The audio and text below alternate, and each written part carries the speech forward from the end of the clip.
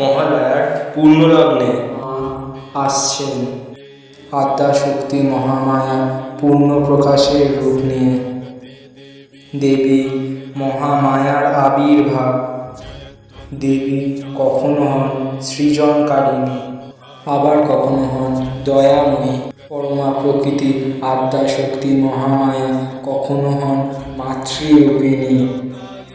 বিশ্ব ব্রহ্মাণ্ড সৃষ্টিকারিণী আদ্যাশক্তি মহামায়ার ভিন্ন প্রকাশের রূপ।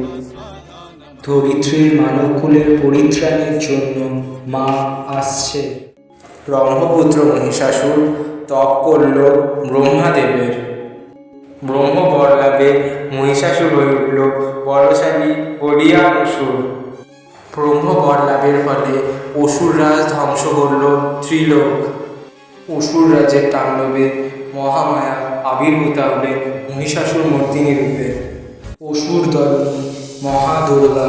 মহালয়ার পূর্ণ প্রভাতে দেখুন অসুর দলনী মহাদুর্গা ঠিক ভোর 5টায়।